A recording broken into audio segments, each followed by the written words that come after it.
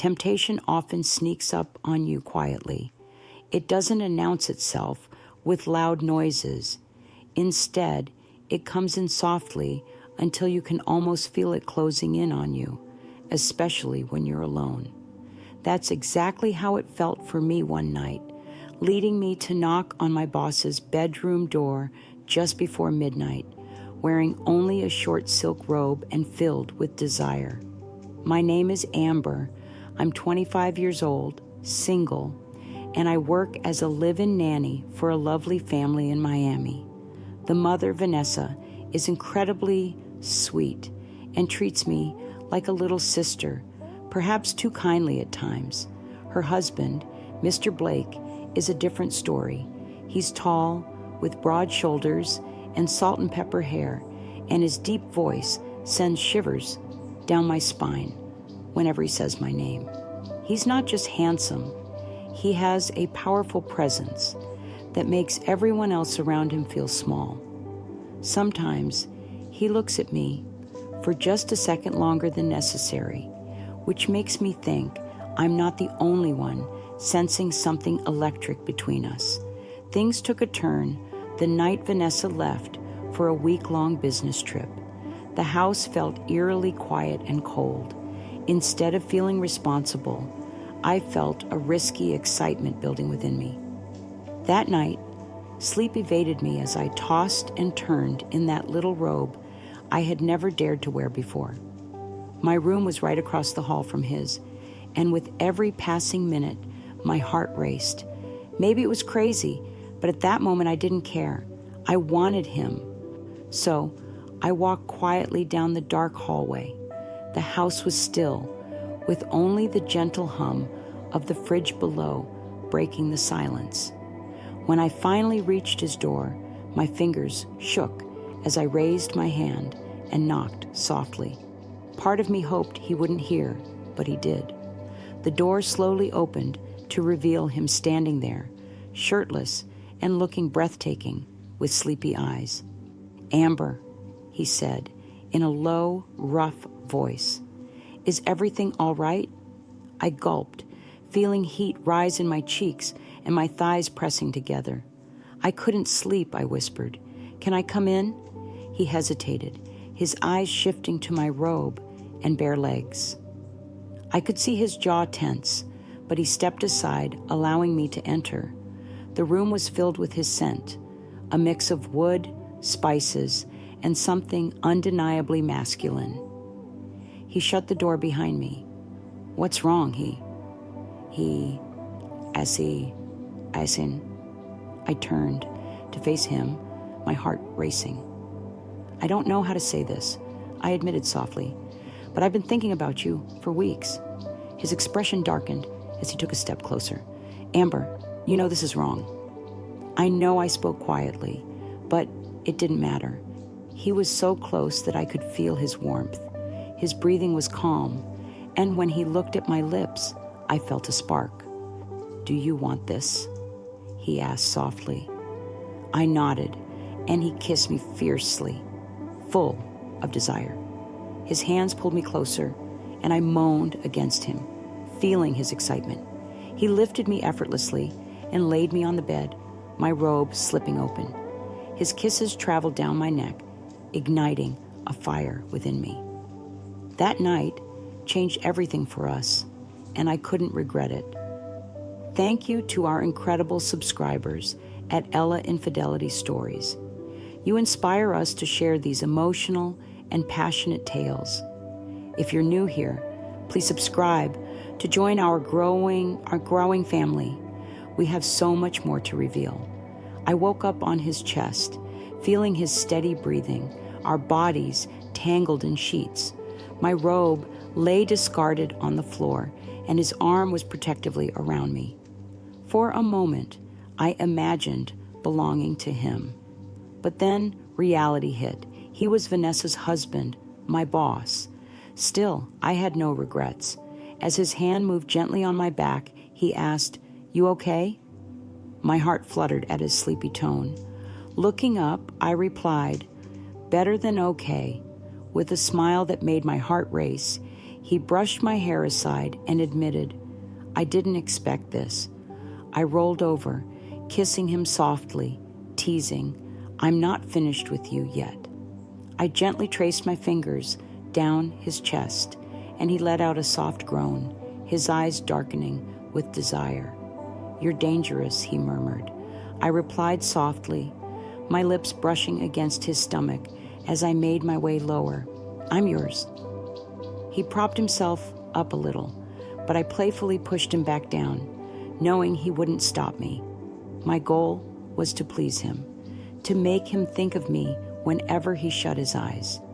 I took him in my mouth slowly and teasingly, feeling his fingers weave into my hair as I moved my lips and tongue in perfect sync. My hands held him tenderly yet firmly. His reaction, a deep moan, told me everything I needed to know. "Amber," he gasped, "God, you feel so good." I kept going, giving him everything I had, slow, deep, and intense. I wanted him to lose himself completely, and he did. His body tensed, and he let out a loud groan, gripping the sheets tightly. I swallowed every bit, keeping my gaze on him the entire time. When I returned to his side, he pulled me close and whispered something I would always remember. No one has ever made me feel like that." I blinked in surprise and asked, "Not even your wife?" He hesitated before answering, looking serious and vulnerable. "Vanessa and I haven't been close for a long time. She's always busy and tired. We barely even kiss anymore." I bit my lip, not wanting to feel sorry for him, but it was hard not to. "She's lucky," I said quietly. "No," he replied, brushing his thumb across my lips. "I'm the lucky one." We spent hours in bed, talking, kissing, and making love again and again, as if trying to make up for all the lonely nights we had both experienced. However, the morning light eventually crept through the curtains, bringing with it a wave of guilt. I slipped out of his bed and back to my room just before the kids woke up. Standing in front of the mirror, I stared at my reflection, my swollen lips, the red marks on my neck, and the glow on my cheeks. I looked like a different woman, one who had crossed a line she couldn't uncross. The wild part was that I wanted to cross it again. Throughout the day, we tried to act normally, handling breakfast, school drop-offs, and house chores, but our glances were charged with desire. In the kitchen, he brushed past me, whispering, "You're all I've been thinking about." Later, in the laundry room, he kissed me against the door when no one was watching. By evening, we couldn't resist each other any longer. I found my way back to his room before dinner, and he pulled me onto his lap as if I belonged there. During the week that Vanessa was away, we became completely addicted to one another, sneaking moments in the shower, on the couch, in his office, and even by the pool. One late night, beneath a canopy of stars, the air was charged with an intensity that went beyond just physical attraction. Every kiss we shared was infused with a sense of deep yearning, and each touch felt urgent, almost electric. We were aware of the risks we were taking, yet neither of us had the will to stop. In fact, we didn't want to. That night, I found myself once again in his embrace, his strong hands gripping my waist as he moved into me slowly and deeply, as if he wanted to memorize every part of me. Our bodies danced together in perfect harmony, tangled in the sheets, perspiration glistening on our skin. Each soft sound that escaped my lips was caught by his, and each breathless gasp he elicited made me lose all sense of my surroundings. This moment was more than mere desire. It felt thrilling and dangerous, as though I was meant to be in his bed, far beyond my role as just the nanny. "Amber," he murmured, his voice thick with longing. "You're driving me crazy." I couldn't help but smile in the darkness, continuing to ride the waves of pleasure as the tension between us mounted like a brewing storm. "Good," I whispered playfully in his ear. "I want to ruin you." And that's exactly what happened. Night after night, we were reckless and completely consumed by our secret. However, playing with fire can lead to getting burned. It all fell apart on a Thursday. I was in the kitchen, wearing a loose tank top with nothing underneath, humming softly while I packed lunches for the kids. Just moments before, he had kissed me against the fridge, whispering that he wanted me in his office once the kids were gone. I felt excitement coursing through me, already yearning for him. But then, everything changed with the sound of the front door opening. "Hey," Vanessa called from the hallway. My heart sank as I froze, and so did he. She had been expected back on Saturday, but there she was, returning early with a suitcase in tow and a cheerful smile. "Oh my God," she exclaimed, opening her arms to the children. "I missed you all so much." I quickly turned away, my heart racing, desperately trying to hide my face. He stepped forward to give her a somewhat awkward hug, kissing her cheek. "You're back early," he said, trying to keep his tone casual. "Yeah, the last 2 meetings were canceled, so I thought I'd surprise everyone." She turned to me and said, "Amber, thank you so much for everything while I was away." I managed to nod, forcing a smile and saying, "Of course, it's always a pleasure," while inside I was screaming. The day felt completely off-kilter. He barely made eye contact with me, and Vanessa stayed close, wrapping her arms around him, laughing loudly as if to reclaim her place. I felt like I had become invisible. Later that night, after the kids were asleep, I heard a gentle knock at my door. Later that night, after the kids were asleep, I heard a gentle knock at my door. It was him, standing there in sweatpants and a fitted shirt, his eyes filled with a mix of guilt and desire. "She kissed me," he confessed, and a wave of resentment washed over me. I didn't say anything. I just pulled him inside and locked the door. He pushed me against the wall, moving fast and rough but silently, with his hand covering my mouth as he lost himself in me again and again. I felt everything unravel inside me as I clung to him, my nails digging into his back. "I missed you," he whispered into my neck. "I've been thinking about your mouth, your hands, your voice, everything."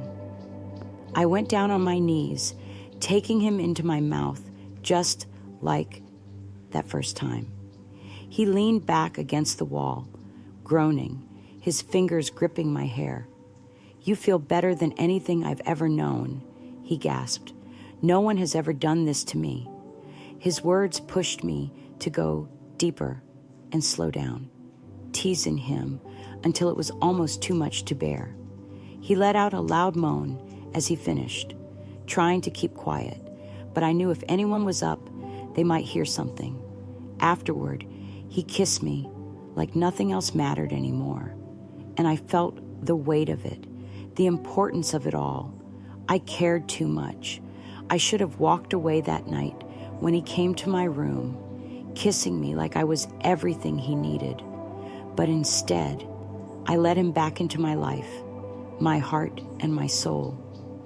We made love like we were craving each other, his mouth on my skin, my legs wrapped around him, our sounds of pleasure muffled against each other. Afterward, we lay in silence, just listening to our breathing. "I'm falling for you," he whispered, "and I don't know how to stop." I blinked in the dark, unsure how to respond, but I felt it too. Maybe that feeling made us careless, because the very next day, everything fell apart. It all started with a phone left on the kitchen counter, his phone. While he was upstairs with the kids, I was washing dishes. Vanessa, his wife, was supposed to be out with her friend for brunch, but she returned early. I didn't hear her at first. She walked in quietly, her heels clicking softly on the hardwood floor. She paused when she saw his phone buzzing on the counter, curiosity in her eyes. I turned just in time to see her face go pale as she read a message from me. Last night was everything. I still taste you in my mouth. I want more. Her grip tightened around the phone, and her gaze slowly shifted to me. There was silence, and then she shouted, "What the hell is this?" I froze, the plate slipping from my hand and shattering in the sink. "Vanessa," I started, but she was already marching upstairs, phone in hand, anger radiating off her. I followed, my heart racing in my chest.